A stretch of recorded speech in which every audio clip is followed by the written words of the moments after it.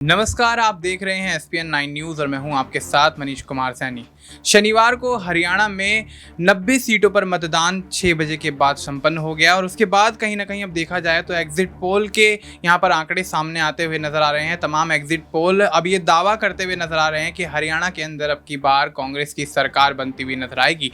लेकिन देखा जाए तो भारतीय जनता पार्टी के तमाम बड़े चेहरे एग्जिट पोल के आंकड़ों को देखकर भौचक्के हो गए हैं और ऐसे में भारतीय जनता पार्टी के अंदर कहीं ना कहीं सियासी जो हलचल है वो तेज होती हुई नजर आ रही है। और ऐसे में अब सीएम नायाब सिंह सैनी के तीसरी बार सीएम बनने पर यानी कि अब कहीं ना कहीं देखा जाए तो हरियाणा के अंदर तीसरी बार सरकार बनने पर कहीं ना कहीं अब पेच फंसता हुआ नजर आ रहा है। लेकिन देखा जाए तो जिस तरह से लोकसभा चुनाव के दौरान कांग्रेस ने हरियाणा में भारतीय जनता पार्टी के हाथ से 5 सीटें छीनने में कामयाबी हासिल की, ठीक उसी प्रकार से अब ये आंकड़े बैठते हुए नजर आ रहे हैं कि कांग्रेस हरियाणा की राजनीति में चुनावी परिणामों के बाद कुछ बड़ा करती हुई नजर आ सकती है।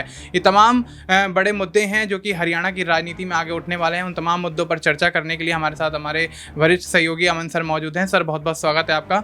सर, किस तरीके से देखते हैं हरियाणा में जब जिस तरह से कल चुनाव हुआ, मतदान के दौरान कहीं ना कहीं देखा गया कि कांग्रेस की लहर जो है वो हावी होती हुई नजर आई। भारतीय जनता पार्टी सूबे में 10 साल से सत्ता पर काबिज है, यानी कि एक दशक से सत्ता पर काबिज होने के बावजूद भारतीय जनता पार्टी जनता को कहीं ना कहीं अपने वादों से, अपने दावों से लुभा नहीं पाई। वहीं कांग्रेस एक नया कमाल करती हुई, नया करिश्मा करती हुई नजर आ रही है। तो क्या लगता है, क्या वाकई कांग्रेस की एक 10 साल बाद जो है हरियाणा की राजनीति में वापसी होती हुई नजर आएगी?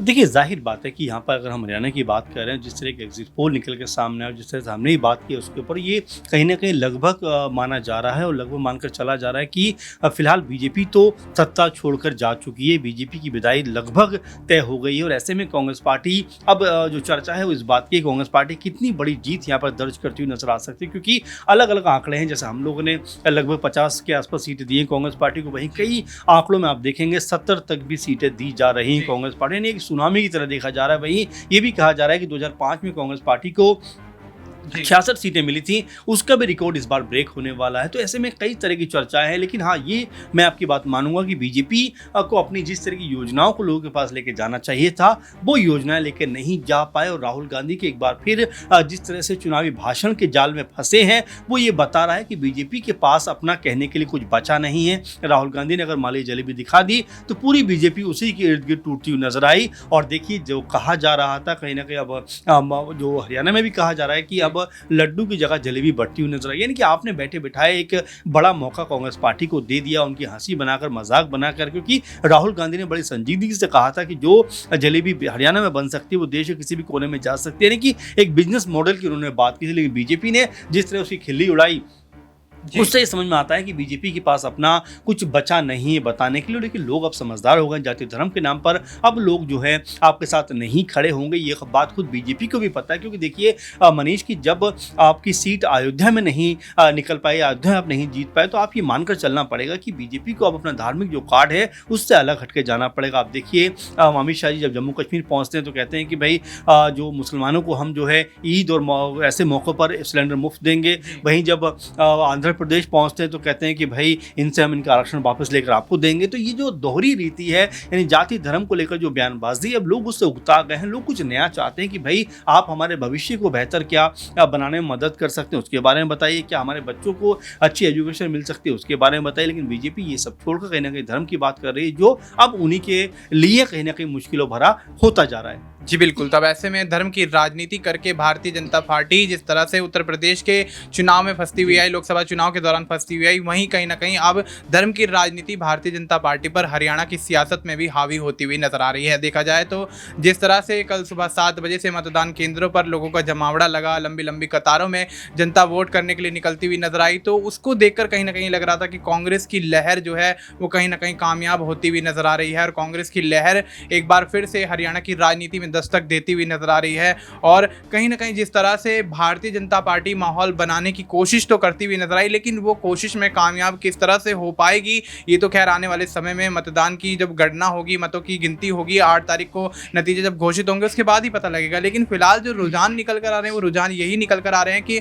हरियाणा के अंदर अब की बार कहीं ना कहीं कांग्रेस की सरकार बनती हुई देखी जा रही है। क्योंकि जिस तरह से कांग्रेस के तमाम बड़े चेहरे, चाहे कुमारी सैलजा हो, भूपेंद्र सिंह हुड्डा हो, दीपेंद्र हुड्डा हो, यहाँ तक कि अगर बात कर लें सुरजेवाला की, राहुल गांधी खुद यहाँ पर कहीं ना कहीं तमाम रैलियों में जन प्रचार के दौरान यहाँ पर भागीदारी निभाते हुए नजर आए। और जिस तरह से कांग्रेस ने पूरा दमखम लगा दिया इस बार हरियाणा के चुनाव में, कहीं ना कहीं भारतीय जनता पार्टी उस हिसाब से काफ़ी ज़्यादा पीछे चलती हुई नजर आई। और भारतीय जनता पार्टी के तमाम जो बड़े चेहरे, दिग्गज चेहरे, अगर बात कर ले तो जेपी नड्डा, यहाँ पर अमित शाह, राजनाथ सिंह और प्रधानमंत्री नरेंद्र मोदी स्वयं कहीं ना कहीं कम से कम रैलियां यहाँ पर करते हुए नजर आए। हो सकता है उसी का प्रभाव कहीं ना कहीं देखा जा रहा हो कि सूबे के अंदर जिस तरह से कांग्रेस एक बार फिर से सत्ता पर अपनी पकड़ बनाती हुई नजर आ रही है, उसमें कहीं ना कहीं भारतीय जनता पार्टी की 10 साल से जो कमाई हुई सत्ता है, या यूं कहीं कमाया हुआ जो लोगों का विश्वास है, वो कहीं ना कहीं हाथों से निकलता हो जा रहा है। सर, अगला सवाल ये रहेगा कि जिस तरह से अब भारतीय जनता पार्टी का जो परचम है वो कहीं ना कहीं लहराने से पीछे हटता हुआ नजर आ रहा है। और दूसरी बात देखी जाए तो हरियाणा के अंदर जिस तरह से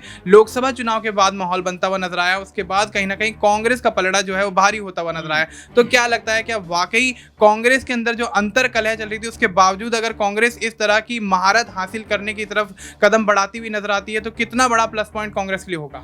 देखिए, बिल्कुल सही कहा आपने कि जिस तरह से कांग्रेस पार्टी महारत हासिल करने की तरफ कदम बढ़ा चुकी है, लेकिन देखिए अभी भी सिर्फ रुझानों में ये बात हम कह रहे हैं। अभी परिणाम आने में अभी एक दिन का वक्त है, नहीं 1 से 2 दिन का वक्त है। मंडे के बाद ट्यूसडे को परिणाम आने वाले हैं, तो जाहिर बात है कि तब तक संयमित रहना चाहिए। लेकिन जिस तरह के इससे एग्जिट पोल निकल कर सामने आए, लोगों की राय आई, प्रतिक्रिया आई, और देखिए हमने खुद एग्जिट पोल दिया है, लेकिन हम ये नहीं कहते कि जो एग्जिट पोल हमने दिया है वो 100% सही होगा। लेकिन देखिए जो लोग रुझान अपना बताते हैं, जो लोगों की प्रतिक्रिया सामने आती है, उसके आधार पर हम चीज़ें बनाते हैं, और उसमें कहीं ना कहीं ये मानकर चला जा सकता है, क्योंकि तब सभी जो लोग हैं उनका यही मानना है कि एक तरफा कांग्रेस पार्टी की जीत हो रही है। अब डिबेट इस बात को लेकर है कि कितनी बड़ी जीत ये होने वाली है, और साथ में जिस तरह से सीएम पद को लेकर लड़ाई है कि क्या यहाँ पर हुड्डा, भूपेंद्र सिंह हुड्डा को एक बार फिर सीएम बनाया जाएगा, जो लगातार 2 बार सीएम बने थे, क्या उनकी जगह शैलजा को बनाया जाएगा। यानी कि कई नामों पर चर्चा है, सुरजेवाला भी इस रेस में आते हैं। लेकिन देखिए क्या कांग्रेस पार्टी रणनीति बनाती है, कांग्रेस पार्टी किस तरह से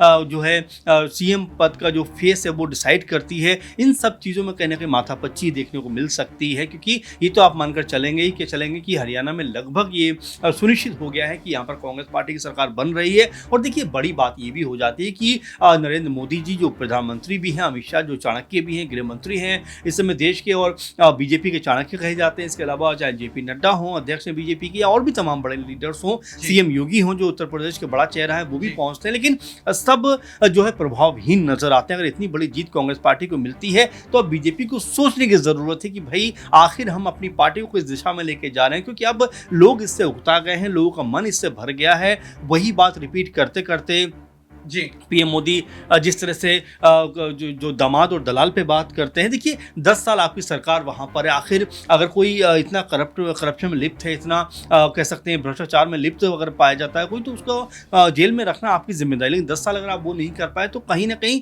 आपकी सरकार यहाँ पे फेल्यूर है। साथ में किसानों का मुद्दा हो, एमएसपी हो, अग्निवीर का मुद्दा हो, कई मुद्दे ऐसे हैं जहाँ पर बीजेपी गिरी है, और यही वजह है कि हरियाणा में बीजेपी की विदाई देखने को मिल रही है। जी बिल्कुल। तब ऐसे में चाहे किसानों का मुद्दा हो, और या फिर कहीं ना कहीं जातिगत जनगणना की बात हो, या यूं कह लें कि पहलवानों का मुद्दा हो, ये तमाम वो बड़े मुद्दे रहे जो हरियाणा की राजनीति में विधानसभा चुनाव के दौरान तमाम पार्टियों द्वारा इस्तेमाल किए गए। और कांग्रेस ने जिस तरीके से मोर्चा भारतीय जनता पार्टी के खिलाफ खोला है, और अब एग्जिट पोल के जो नतीजे तमाम यहाँ पर निकल कर आ रहे हैं, उसमें कहीं ना कहीं कांग्रेस आगे निकलती हुई नजर आ रही है। अब देखना ये होगा कि आगामी विधानसभा चुनाव के जब परिणाम निकल कर आएंगे, यानी 8 अक्टूबर को जब मतों की गिनती की जाएगी, तो गिनती के बाद कौन सी पार्टी का यहाँ पर परचम लहराता हुआ नजर आता है, और कौन सी पार्टी से यहाँ पर मुख्यमंत्री की गद्दी पर काबिज होते हुए यहाँ पर तमाम बड़े चेहरे नजर आते हैं। और ऐसे में कहीं ना कहीं भारतीय जनता पार्टी को हरियाणा की राजनीति को लेकर बहुत सोच विचार करने की जरूरत यहाँ पर आन पड़ी है। फिलहाल के लिए इतना ही। बाकी देश और दुनिया की तमाम बड़ी जानकारी के लिए आप देखते रहिए SPN 9 न्यूज़।